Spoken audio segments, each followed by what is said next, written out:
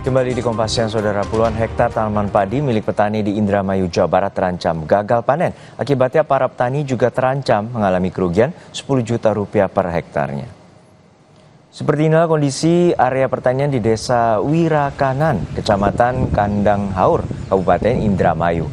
Kondisi tanahnya retak, cukup lebar dan dalam, serta tanaman padi yang baru berusia 1 hingga 2 minggu kering akibat kekurangan pasokan air.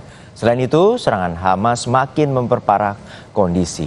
Kondisi ini membuat para petani terancam gagal panen hingga terancam kerugian hingga puluhan juta rupiah.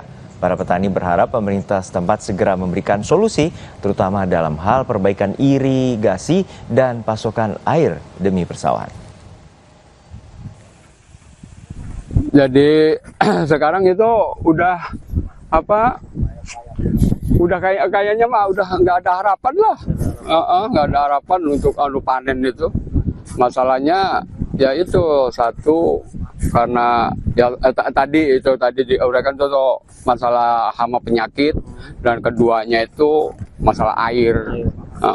Airnya tuh kekurangan. Ya harapan pemerintah, minta ke pemerintah itu ya tolonglah untuk masalah air, ini terutama air lah. Air itu diutamakan untuk terutama untuk musim gaduh ini. Sementara itu, BPBD Kabupaten Sragen memetakan sebanyak 9 kecamatan kekeringan bantuan air bersih yang dilakukan BPBD langsung diserbu warga, bahkan habis hanya dalam waktu 30 menit. Kekeringan telah terjadi sejak bulan lalu di mana sumur warga tidak lagi memberikan air yang memadai, bahkan cenderung keruh dan asin. Untuk memenuhi keperluan air minum dan juga memasak, warga terpaksa harus membeli air bersih. Mandi kadang gentong besar aja habis ya. Ini biasanya bantuan dari BPBD berapa hari sekali, Mbak, ini, Mbak? Ya, ada seminggu udah dapat. Baru seminggu? Udah seminggu ini udah dapat. Biasanya udah kemarin seminggu sebelum yang lalu udah dapat. Ya, udah seminggu udah dapat. Harapannya permintaannya berapa hari sekali, Mbak? Seminggunya kalau bisa ya seminggu 2 kali, 3 kali paling cepat. Ya. Warga di 2 kecamatan di Aceh Besar, Aceh masih mengalami krisis air bersih karena kekeringan. Akibatnya setiap hari warga di Kecamatan Loknga mengambil air bersih dari tandon-tandon air di kantor desa ataupun lokasi yang mudah dijangkau. Air setiap hari disuplai melalui mobil tangki di bawah koordinasi BPBD Aceh Besar. Selain itu, warga juga mengambil air di sumur bor yang dibangun sejak kekeringan melanda Aceh Besar 5 bulan terakhir. Catatan dari BPBD setempat Aceh, saat ini puluhan desa dari 2 kecamatan, yakni Loknga dan Pekanbadak, mengalami krisis air. Jadi selama ini krisis air di Loknga ini sudah berapa lama sih dialami sama Ibu itu? Setelah habis Lebaran. Berapa bulan itu? Berapa bulan ya, Pak ya? Ada sekitar 5 bulanan nih. Kurang lebih gitu ya. Gubernur Daerah Istimewa Yogyakarta menetapkan status siaga darurat bencana kekeringan dari 1 hingga 31 Agustus. Setidaknya 14.000 kepala keluarga terdampak kekeringan.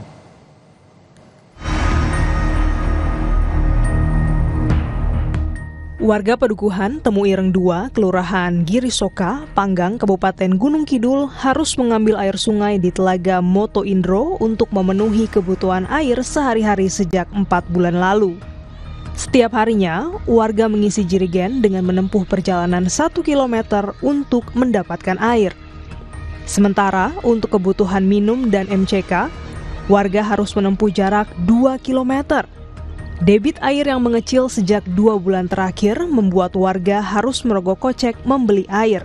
Seharga Rp160.000 per tangki untuk keperluan 10 hari. Nonton Jawa nih. Berapa bulan, Pak? Ya sekitar 2 bulanan. Ini airnya untuk dikonsumsi minum atau untuk apa, Pak? Untuk ternak sama nanam cabai. Untuk nyiram ya? Iya. Sehari bisa ngambil berapa kali, Pak? Ya, paling 2-3. Keringannya ini sudah 4 bulanan, Pak. terus nggak ada sumber mata air di Padukuhan Temu Ireng 2. Terus berapa warga yang terdampak? 185-an kakak. Sama sekali nggak punya air? Nggak punya air. Terus untuk konsumsi sehari-hari warga ini? Beli tangki itu. Berapa itu? Itu satu tangkinya 50 liter tuh 130 kalau dekat jalan, selangnya dekat jalan. Kalau yang jauh bisa 150-160. Pemerintah Provinsi Daerah Istimewa Yogyakarta menetapkan status siaga darurat bencana kekeringan. 3 kabupaten dalam status siaga darurat hidrometeorologi, yakni Kulon Progo, Gunung Kidul, dan Sleman. Setidaknya 14.000 lebih kepala keluarga di 13 kecamatan di Gunung Kidul terdampak kekeringan akibat puncak musim kemarau. Antisipasinya di pemerintah Kabupaten Gunung Kidul menyiapkan dropping air untuk kebutuhan darurat kekeringan ini, yang mana di BPBD ada potensi stok untuk dropping 1.000 tangki. Kemudian di kecamatan ataupun kapanewon, di 13 kapanewon yang rawan kekeringan ini ada stok di kapanewon dengan total 2.741. Terkait hal ini, Walhi Yogyakarta melihat kekeringan yang terjadi semakin menunjukkan ancaman krisis iklim yang semakin nyata. Dalam 3 tahun terakhir, wilayah Yogyakarta mengalami kenaikan suhu mencapai 1,4 derajat Celcius.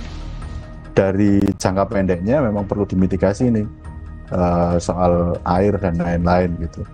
Tapi di jangka panjang itu menjadi penting juga. Benar tadi bahwa ini nggak boleh jadi bencana yang kemudian hanya berulang-ulang seperti ini. Jadi review, monitoring, evaluasi soal kebijakan, soal aktivitas hari ini itu menjadi urgensi yang kemudian harus segera dilaksanakan.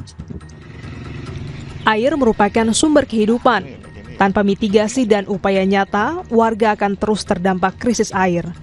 Warga berharap pemerintah segera menyediakan aliran air dari PDAM untuk disalurkan ke rumah-rumah warga.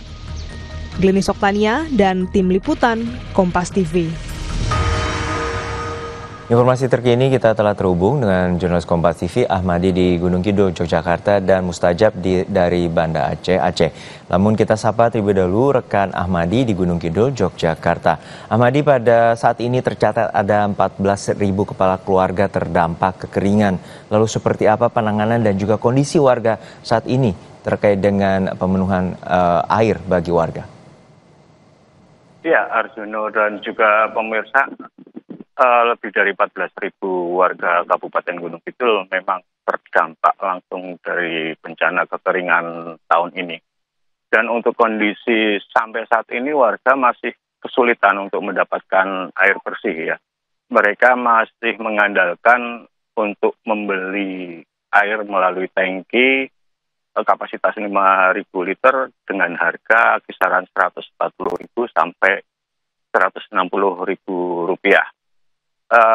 Bagi warga yang ingin menghemat pengeluaran, banyak warga yang lebih memilih berburu air di beberapa ambeli atau mata air yang ada di pedukuhan mereka dengan jarak kisaran 1 km hingga 2 km.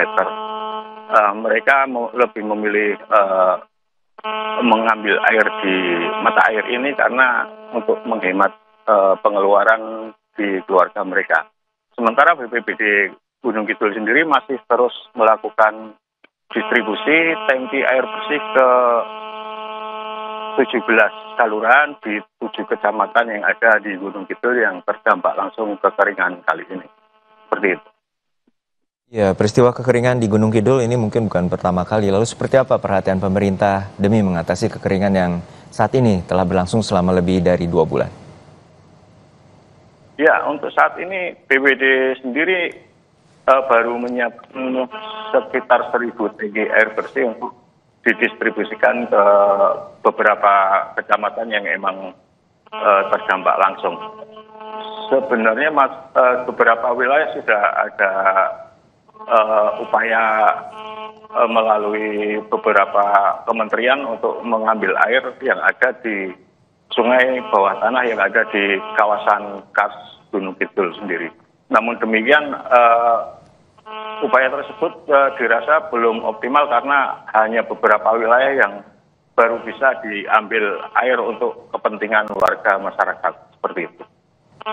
Baik, kita harapkan proses penanganan dan juga pengambilan air dari kawasan Kars di Gunung Kidul dapat berlangsung secara optimal. Terima kasih jurnalis Kompas TV Ahmadi dari Gunung Kidul, Yogyakarta. Dari Yogyakarta kita beralih ke Banda Aceh. Sudah ada jurnalis Kompas TV Mustajab yang saat ini akan melaporkan terkait dengan kondisi kekeringan di sana. Mustajab, hingga saat ini tercatat ada kurang lebih 30 desa yang terdampak. Lalu bagaimana pemenuhan air bersih bagi warga hingga saat ini?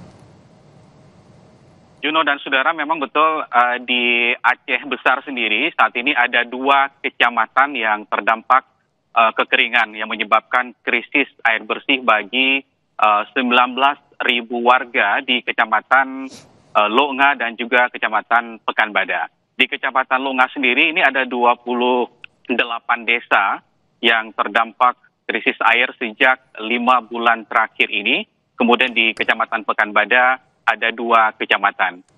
Nah, sehari-harinya pemerintah melalui koordinasi BPBD setempat ini mendistribusikan air kepada warga melalui mobil-mobil tangki yang setiap hari mereka distribusikan kepada warga yang ada di 2 kecamatan ini. Jadi setiap desa ini sudah ada tandon-tandon air bantuan dari pemerintah maupun mitra pemerintah yang selama ini telah memberikan perhatiannya kepada warga di 2 kecamatan ini. Jadi warga kemudian bisa mengakses air bersih ini ke tandon-tandon yang setiap hari diisi oleh mobil-mobil tangki, baik itu melalui PDAM Tirta Montala Aceh Besar, dengan mobil-mobil tangki dari BPBD dan juga stakeholder atau mitra lain yang membantu distribusi air di sini. Jadi warga bisa mengambil air bersih di tandon-tandon yang ada di setiap kantor desa maupun tempat-tempat yang mudah dijangkau oleh masyarakat.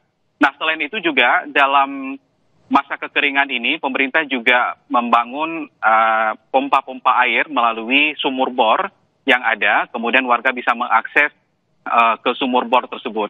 Dan di beberapa desa memang sudah ada sumur bor yang dibuat sehingga warga juga bisa mengambil air bersih setiap hari untuk keperluan sehari-hari mereka ini di sumur bor yang dibangun. Dan setiap desa karena proses kekeringan, karena mengalami kekeringan saat ini, sumur-sumur warga itu menjadi kering dan kemudian air PDAM juga di sejumlah rumah-rumah warga juga tidak bisa dialiri karena memang sumber mata airnya kering hingga sekarang.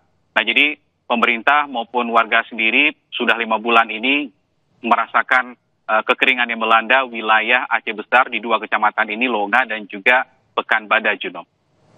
Baik, kita harapkan pemerintah segera cepat untuk mencarikan solusi untuk pemenuhan air bersih bagi warga yang saat ini tercatat ada 19.000 warga yang membutuhkan air bersih dan juga sebelumnya tadi dari Yogyakarta membutuhkan 14.000 air bersih atau warga terdampak akibat kekeringan. Terima kasih rekan Mustajab dari Banda Aceh dan juga sebelumnya rekan Ahmadi dari Gunung Kidul, Yogyakarta.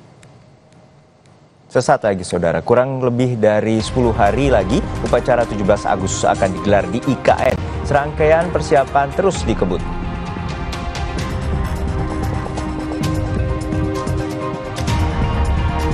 Pilgub Jakarta dan Sumatera Utara bisa-bisa menjadi panggung pemilihan calon kepala daerah melawan kota kosong. Di Jakarta, Anies Baswedan yang meski memiliki elektabilitas tertinggi, kemungkinan